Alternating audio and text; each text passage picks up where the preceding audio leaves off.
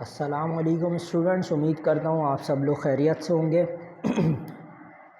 आज हम first year chapter 3 physics के न्यूमेरिकल्स करने वाले। तो न्यूमेरिकल नंबर 1 आपके पास आप देखेंगे न्यूमेरिकल नंबर 1 का जो डेटा है वो आपके पास कुछ इस तरह से आ कार वेइंग 9800 न्यूटन। कार का वेट दिया हुआ है 9800 न्यूटन, वो लिख दिया हमने। अब कह रहे हैं कि वो मूव कर रही है 40 किलोमीटर पर आवर से, वो लिख दिया। और इसको हमें मीटर पर सेकंड में कन्वर्ट करना है, तो मल्टीप्लाई बाय 1000 डिवाइडेड बाय 3600 कर लेंगे। और फिर कहते हैं on the application of brakes, पहले क्योंकि चल रही है तो इसलिए वी आई, और बाद में रुकी है तो इसलिए वी एफ ज़ीरो हो जाता है। और डिस्टेंस दिया हुआ है, मालूम हमें करना है जो ब्रेक उसके ऊपर फोर्स अप्लाई कर रहे हैं, रिटार्डिंग फोर्स, यानी कि आंसर नेगेटिव में आना चाहिए। फार्मूला यूज़ कर लेंगे, F is equal to M है। वेट को हमने कन्वर्ट कर लिया मास के अंदर, लेकिन ए हमें नहीं पता, उसके लिए हमने इसको इक्वेशन 1 का नाम दे दिया। ए निकालने के लिए हमने थर्ड इक्वेशन यूज़ करी, वैल्यूज़ पुट कर दी 2। ए मालूम करना था, एस की जगह 50, वी एफ 0 है और वी आई की जगह 11.11। इसका स्क्वायर करा तो 123 आ गया। 250 100 होता है, 100 को यहाँ डिवाइड करा तो एक्सेलरेशन हमारे पास ये आ गई। इसको 1 के अंदर पुट करेंगे, मल्टीप्लाई करेंगे, फोर्स आ जाएगी। न्यूमेरिकल नंबर 2 की तरफ चलते हैं। अब न्यूमेरिकल नंबर 2 में कह रहे हैं कि एक हेलीकॉप्टर है, वो अपवर्ड डायरेक्शन में जा रहा है। अब उसकी दो कंडीशंस दी हैं, कह रहे हैं कि पहले अपवर्ड डायरेक्शन में जा रहा है इस एक्सेलरेशन के साथ, उसके बाद उसकी स्पीड कांस्टेंट हो जाती है v। जब स्पीड कांस्टेंट हो जाती है तो उस सूरत में एक्सेलरेशन 0 हो जाती है। अब आपको यहाँ पर ये याद रखना है कि फोर्सेस आपको दो मालूम करनी है। एक फोर्स निकालना है जब वो उसकी एक्सेलरेशन 2 है, और दूसरा आपको निकालना है जब उसकी स्पीड 4 कांस्टेंट है। तो इसका मतलब ये है कि एक्सेलरेशन यहाँ पर 0 हो जाएगी। अब इसके लिए आपको सबसे पहले एक कंडीशन समझनी पड़ेगी। हेलीकॉप्टर अपवर्ड डायरेक्शन में जा रहा है, कोई भी ऑब्जेक्ट हो आपके पास, कोई सा भी आपके पास ऑब्जेक्ट है, उसके ऊपर हमेशा दो फोर्सेस लगती हैं, एक रिएक्शन फोर्स होती है और डाउनवर्ड डायरेक्शन में वेट। अब क्योंकि ये ऊपर जा रहा है तो रिएक्शन ग्रेटर है और डब्ल्यू लेसर है, तो इस वजह से इसका जो नेट फोर्स है वो आर माइनस डब्ल्यू हो जाएगा। फिर डब्ल्यू को हम दूसरी साइड शिफ्ट करेंगे, प्लस आ जाएगा, इसकी जगह एम है, डब्ल्यू की जगह एम जी लिख दिया, एम कॉमन ले लिया, ए और जी की वैल्यू पुट करी, फोर्स आ गए हमारे पास ये। अब अगेन हम वही सेम फार्मूला यूज़ करेंगे जो हमने यहाँ पर बनाया था। सिंपल ए की जगह पर 0 रख देंगे, क्योंकि अब कांस्टेंट क्या है, स्पीड जो है वो कांस्टेंट है, तो एक्सेलरेशन 0 हो गई। मल्टीप्लाई करेंगे, आंसर हमारे पास 3920 न्यूटन आ जाएगा। क्वेश्चन नंबर 3 की तरफ चलते हैं। क्वेश्चन नंबर 3 में कह रहे हैं कि आपके पास एक गन है 10 किलोग्राम की, वो बुलेट फायर करती है 100 ग्राम का। तो ग्राम को पहले किलोग्राम में कन्वर्ट कर लेंगे। तो आपको ये याद रखना है, कोलिजन से पहले, फायर होने से पहले बुलेट और गन दोनों रेस्ट में हैं, तो इसलिए U1 U2 इसका 0 रहेगा। और V1 जो यानी कि मास ऑफ बुलेट M1 है, तो इसलिए स्पीड ऑफ बुलेट V1 होगी। अगर आप मास ऑफ बुलेट को M2 लिखते तो फिर हमें यहाँ पर V2 लिखना पड़ता है। इस बात का आपने ध्यान रखना है कि अगर मास ऑफ बुलेट M1 है तो स्पीड ऑफ बुलेट V1 होना चाहिए। बहरहाल बुक के अंदर यहाँ 100 लिखा हुआ है, इसको 1000 कर लेना।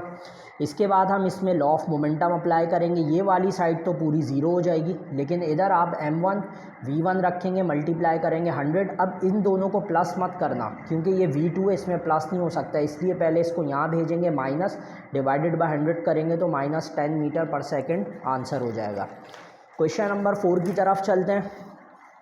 क्वेश्चन नंबर 4 में आपको ये कह रहे हैं, एक मशीन गन है, वो मशीन गन जो है 1 सेकंड के अंदर 10 बुलेट फायर करता है, और हर बुलेट का मास 20 ग्राम है, किलोग्राम में कन्वर्ट कर लेंगे। Total mass of bullet multiply by 10 करके निकाल लेंगे।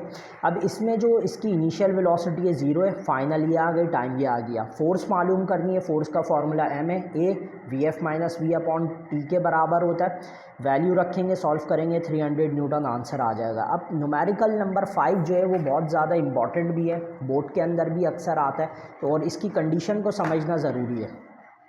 इसके लिए आप सपोज़ करो कि आपके पास एक गन है, गन का मास इन्होंने दिया हुआ है, गन का मास नहीं दिया हुआ, ये ब्लॉक है, इस ब्लॉक का मास दिया हुआ है 10 किलोग्राम। इस वक्त ये रेस्ट में होने की वजह से इसकी U2 कितनी है, 0 है, क्योंकि ये रेस्ट के अंदर है।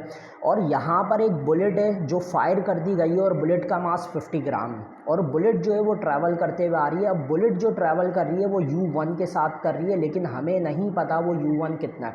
वही U1 हमें मालूम करने के लिए दिया गया है। यही क्वेश्चन में बोला है कि किस वेलोसिटी के साथ जो बुलेट है वो मास को ब्लॉक को हिट करेगी, तो वो U1 हमें मालूम करना है।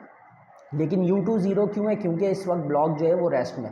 जैसी वो हिट करती है ब्लॉक तकरीबन 10 सेंटीमीटर ऊपर चला जाता है, तो हाइट उसकी 10 सेंटीमीटर हो गई। अब आपको ये पता होना चाहिए कि बुलेट जो है ब्लॉक के अंदर आकर रुक गई है, तो इस वजह से बुलेट और ये ब्लॉक दोनों की जो वेलोसिटी है वो आफ्टर कोलिजन सेम रहेगी। क्यों? क्योंकि बुलेट इसके अंदर है और दोनों ये साथ इस तरह से इसके अंदर ट्रैवल कर रहे हैं, तो इसलिए V1 V2 किसके बराबर कर दिया हमने? V के, क्योंकि दोनों की वेलोसिटी सेम रहेगी, क्योंकि बुलेट और मास दोनों एक दूसरे के अंदर है। लॉ ऑफ मोमेंटम अप्लाई करा हमने, सॉल्व करा, यहाँ पर ये ज़ीरो हो गया, इसको ऐसे लिख दिया है, दोनों V थे तो प्लस हो गए, डिवाइड करा, ये आ गया हमारे पास 201 V। अब ये हमें नहीं पता कि ये ब्लॉक जो है कितनी वेलोसिटी से झूल रहा है, तो उसके लिए हमने loss of kinetic energy, gain of potential energy वाली कंडीशन, ये फार्मूला लगाया V is equal to √2gh, तो V आ गई 1.4। V को हम यहाँ पर वैल्यू पुट करेंगे 1 के अंदर, तो आपके पास U1 आ जाएगा 281.4, यानी कि ये बुलेट जिस स्पीड से ट्रैवल कर रही है वो 281.4 की स्पीड है।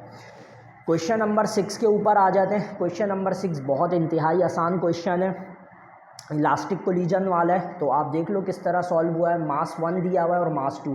अब देखो मास 1 जो है वो है मास 2 का हाफ है, यानी मास 2 डबल है, और U1 ट्रैवल कर रहा है 9 से और वो रुका हुआ है, यानी कि आपके पास ये एक बॉल है बड़ी सी और ये उसकी आधी है, ये इस वक्त रेस्ट के अंदर है और ये ट्रैवल करते हुए आ रही है 9 मीटर पर सेकंड के साथ। जैसे ही ये इसको हिट करेगी तो आपको बताना है कि इसकी वेलोसिटी V1 कितना हो जाएगा और इसकी वेलोसिटी V2 कितनी हो जाएगी। तो सिंपल सा फार्मूला लगाएंगे, इसकी वेलोसिटी -3, इसका मतलब ये कि जैसे ये हिट करेगी तो हिट करके ये रिवर्स जाएगी जो 9 थी -3 से, और जो V2 है वो आगे जो है उसकी डबल स्पीड के साथ वो ट्रैवल करने लग जाएगा, यानी 6 मीटर पर सेकंड के साथ। सीधा सा फार्मूला लगा के वैल्यूज़ पुट करोगे, आंसर आ जाएगा।